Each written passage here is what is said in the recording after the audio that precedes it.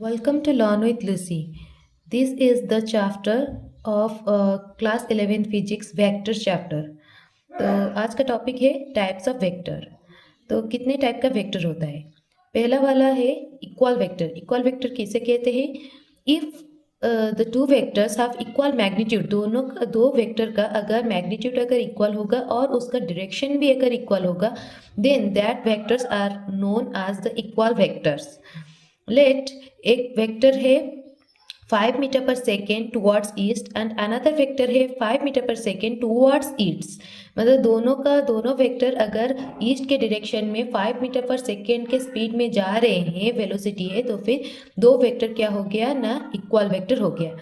वैसे ही अगर हम लोग सिर्फ डायरेक्शन अगर चेंज कर ले, एक का है 5 मीटर पर सेकेंड टुवर्ड्स ईस्ट और अनदर का है 5 मीटर पर सेकेंड टुवर्ड साउथ, देन दोनों को बोलेंगे अनइक्वल वेक्टर, क्योंकि इधर क्या हो गया ना, डायरेक्शन क्या हो गया ना, चेंज हो गया। अगर इक्वल वेक्टर किससे कहते हैं?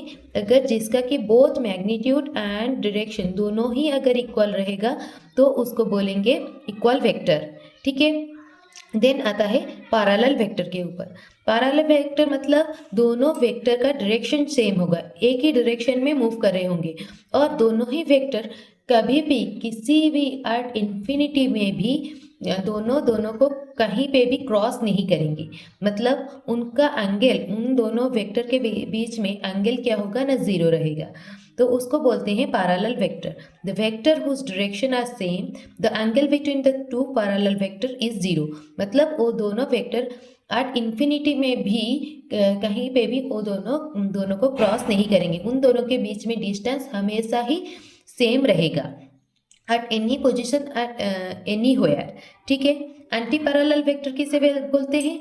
जो पैरेलल वेक्टर क्या होगा ना, उनका सिर्फ डायरेक्शन अलग होगा, अपोजिट होगा, डायरेक्शन अपोजिट होगा, पर वो दोनों क्या करेंगे, कहीं पे भी दोनों को क्रॉस नहीं करेंगे, कहीं पे भी दोनों को क्रॉस नहीं करेंगे। मतलब उन दोनों के बीच में एंगल क्या होगा ना, 180 डिग्री होगा, क्योंकि दोनों का डायरेक्शन क्या है, ऑपोजिट डायरेक्शन है, इसलिए एंगल 180 डिग्री होगा। और दोनों ही किसी भी जगह पे, anywhere of the universe, they don't cross each other and their directions are opposite from each other. So उसको बोलते हैं एंटी पैरेलल वेक्टर्स। ठीक है। अभी आ गया कोलिनियर वेक्टर। कोलिनियर वेक्टर मतलब दो वेक्टर जब एक ही लाइन में अगर रहेंगे, एक ही लाइन में अगर रहेंगे, मतलब ये जैसे कि ये दोनों वेक्टर है, वो एक ही लाइन, अगर ये दोनों वेक्टर को अगर कनेक्ट कर लेंगे, कोलिनियर वेक्टर मतलब दोनों वेक्टर जब एक ही लाइन में अगर फॉल करेंगे तो फिर पढ़ेंगे तो फिर उसको बोलते हैं कोलिनियर वेक्टर। जैसे कि ये दोनों वेक्टर क्या हो गया ना, एक ही लाइन में आते हैं, इसीलिए इन दोनों वेक्टर को क्या बोलेंगे ना, कोलिनियर वेक्टर। वैसे ही होता है कोप्लानर वेक्टर। कोप्लानर वेक्टर मतलब जो वेक्टर्स एक ही प्लेन में अगर लाई करते हैं, मतलब एक ही प्लेन में अगर, मतलब जैसे कि ये पेपर हो गया, ये पेपर के ऊपर जितने भी वेक्टर रहेंगे उन सबको क्या बोलेंगे ना, कोप्लानर वेक्टर। कोप्लानर वेक्टर जब भी कोई दो वेक्टर हो गया, वो लोग हमेशा क्या हो सकते हैं ना, कोप्लानर वेक्टर हो सकते हैं। लेट हो गया, लेट इधर एक वेक्टर रह गया, ये वाला वेक्टर, और एक वेक्टर ये वाला वेक्टर है, तो इन दोनों को ज्वाइन करके भी एक प्लेन, इन दोनों वेक्टर को लेके एक प्लेन भी हो सकता है। तो इसीलिए मिनिमम 2 नंबर ऑफ वेक्टर हमेशा क्या होते हैं ना, कोप्लानर वेक्टर होते हैं। अगर दोनों से ज़्यादा हो गया तो फिर वो कोप्लानर हो भी सकते हैं या फिर नहीं भी हो सकते हैं। ठीक है। तो कोप्लानर वेक्टर बेसिकली किसको बोलते हैं? जो जब जब वेक्टर्स एक ही प्लेन में अगर लाई करते हैं, उन वेक्टर्स को बोलते हैं कोप्लानर वेक्टर। देन आ गया कंकरेंट वेक्टर। कंकरेंट वेक्टर मतलब अगर वेक्टर्स एक ही पॉइंट से एक्ट करते हैं, मतलब एक ही पॉइंट से अगर शुरू हो रहे हैं, तो उसको बोलते हैं कंकरेंट वेक्टर। जैसे कि ये तीनों वेक्टर हो गया F1, F2 और F3, ये तीनों वेक्टर इसी पॉइंट से मतलब क्या कर रहे हैं ना, निकल रहे हैं, इसीलिए इसको बोलते हैं कंकरेंट वेक्टर। ठीक है। अभी आ गया जीरो वेक्टर। जीरो वेक्टर किसे बोलते हैं? इट हैज़ आर्बिट्ररी डायरेक्शन, मतलब इसका कुछ भी डायरेक्शन हो सकता है, इसका पर्टिकुलर कोई डायरेक्शन नहीं होता है। पर्टिकुलर कोई डायरेक्शन नहीं होता है। जैसे कि ये एक पॉइंट हो गया, तो ये हो गया जीरो वेक्टर, इसका मैग्नीट्यूड जीरो है, मतलब इसका कोई भी अगर हम लोग इसका लेंथ अगर मेजर करेंगे तो वो क्या आएगा ना, जीरो आएगा। एक पॉइंट वेक्टर मतलब होता है, तो इसका कोई भी डायरेक्शन हो सकता है। ये इस डायरेक्शन में भी मूव कर सकता है, इस डायरेक्शन में भी मूव कर सकता है, इस डायरेक्शन में भी, इस डायरेक्शन में भी और इस डायरेक्शन में भी, इसका कुछ भी डायरेक्शन हो सकता है। तो जीरो वेक्टर जिसका कि मैग्नीट्यूड जीरो होता है और उसका कोई पर्टिकुलर डायरेक्शन नहीं होता है, आर्बिट्रेरी डायरेक्शन होता है, उसको बोलते हैं जीरो वेक्टर।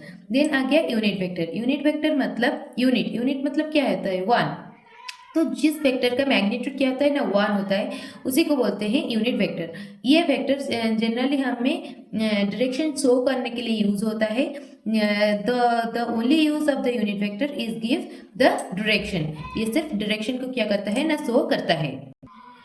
तो यूनिट वेक्टर को हम लोग कैसे रिप्रेजेंट करते हैं, जैसे कि हो गया X cap, Y cap, Z cap. X cap मतलब वो एक्स एक्सिस का डायरेक्शन शो कर रहा है, जैसे कि ये वाला एक्सिस को डायरेक्शन क्या है ना, एक्स कैप है, ठीक है। तो वाई एक्सिस का डायरेक्शन को वाई कैप शो करता है एंड जेड एक्सिस का डायरेक्शन को जेड कैप शो करता है, ठीक है। तो ए कैप का मतलब क्या है, ए कैप एक यूनिट वेक्टर है और जिसका की डायरेक्शन क्या है, ए के डायरेक्शन में है। ए का डायरेक्शन जिस डायरेक्शन में होगा, ए कैप का डायरेक्शन उसी डायरेक्शन में। ए कैप क्या करता है ना, डायरेक्शन को रिप्रेजेंट करता है और ये एक यूनिट वेक्टर है। Then parallel shift of a vector. अगर कोई एक वेक्टर को हम लोग पैरेलली अगर शिफ्ट कर रहे हैं तो फिर वो वेक्टर का क्या होता है ना, टेल होता है, हेड होता है। तो उसका टेल और हेड का दोनों का पोजीशन जो डिस्टेंस वो कवर करेंगे, दोनों का पोजीशन क्या होगा ना, सेम रहेगा। मतलब ये टेल इधर से इधर में आने के लिए लेट डिस्टेंस ले रहा है, ए डिस्टेंस। कितना डिस्टेंस ले रहा है, ए डिस्टेंस। तो फिर उसका हेड का भी डिस्टेंस क्या होगा ना, ए होगा। तो अगर ऐसे हो रहा है तो फिर इसको बोलते हैं parallel shift of the vector.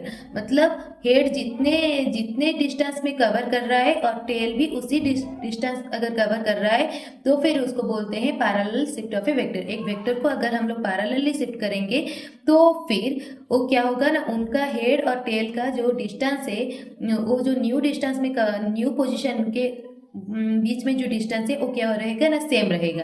तो उसको बोलते हैं parallel shift of a vector. Thank you so much for watching.